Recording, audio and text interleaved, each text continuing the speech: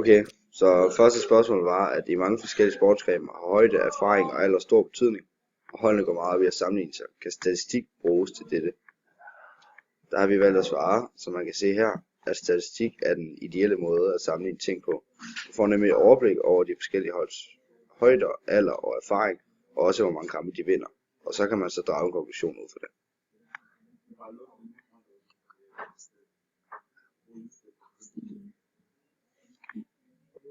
Hvilket hold har den største variationsbredde? Og vi kan så se, at HIK har både den største variationsbredde i højden, den er 24 cm, og alder 11 år i erfaring. Så skulle vi så finde det hold med den største gennemsnitshøjde, og det var endnu en gang HIK, som du kan se herovre, som har en gennemsnitshøjde på 193,54 cm. Ja, og hvad er medianen for Marienlyst-spillernes højde? Og Marienlyst median, det er Michael Søge, der har en højde på 195. Og så næste spørgsmål var, hvad er typetallet for HIK-spillernes alder? Og der har man, som I kan se herovre, det er 23 år, fordi der er 4 spillere, der er 23 år gamle.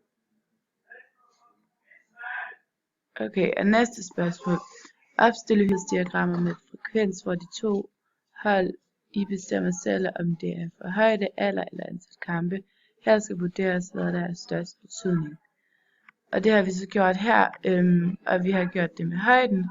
Og vi kan se i HIK, der har vi taget med højden her også, og det har vi også med Marienlyst. Ja. Og så fik vi spørgsmål, hvad kan statistik bruges til i den situation, hvor to hold vil sammenligne sig med hinanden? Og der kan man bruge det til at se, hvilke hold, der for eksempel har den største højde eller gennemsnitsalder, om det har noget at gøre med, hvor godt holdene klarer sig, og hvilke hold, der vinder, om det har noget med det at gøre. Ja, og næste spørgsmål, hvad kan gennemsnit bruge til? Altså vi kan for eksempel finde ud af med højden, altså en højdes hold og hyppigst, og som de hyppigste vinder. Og så, hvad fortæller medianen? Og medianen fortæller ikke så meget, den fortæller egentlig kun noget om den person, som står i midten af rækken, eller som er lige midten af alle personer i undersøgelsen. Ja, og hvad fortæller typetallet? Det fortæller, om der er flest høje spillere, eller flest lave spillere. Sådan, ja, den typisk høje spiller eller lave spiller. Og hvad kan et hyppighedsskema bruges til? Og det kan give et bedre overblik over undersøgelsen. Hvis der nu er mange deltagere, så er det bedre at putte dem ind i et skema, i stedet for at de bare står på en lang række. Kan det være en fordel at gruppere nogle af oplysningerne? Hvorfor ikke? Når der er mange folk, er det nemmere med en grupperet undersøgelse, der giver et bedre overblik over de mange deltagere. Er der nogle ting, man kan beregne, der slet ikke har relevans for de to hold til at sammenligne sig med hinanden? Og det er der. Du kan for eksempel beregne gennemsnittet på spillertrøje, og det vil ikke rigtig sige noget om kampen. Eller du kan bare opstille et typetal for, hvilke bogstaver der fremgår flest gange i deres navne, som heller ikke rigtig har nogen relevans. Og næste spørgsmål er, om gennemsnittet kan give et forkert billede. Det kan det godt, hvis der for eksempel render en flok spillere rundt, som ikke har så højde og så lige et enkelt tårn, som man kan, men nok godt få et lidt forkert billede af holdets højde ud fra gennemsnittet.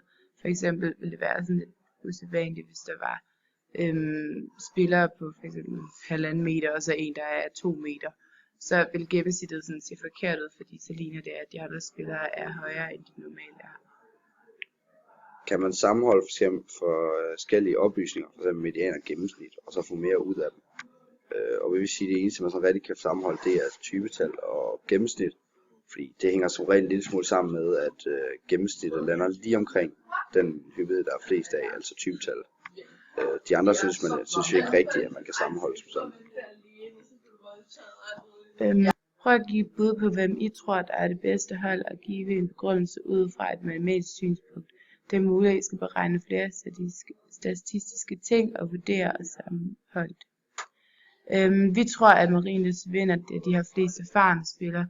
Det kan vi se ud fra forhold til, hvor mange spillere har været med til landskampe, og hvor mange gange de har været til det, og der har vi konkluderet, at Marienlyst har været til flest kampe, selvom at HIK har spillere med, eller højere spillere, så tror jeg stadigvæk, at erfaringen betyder mere.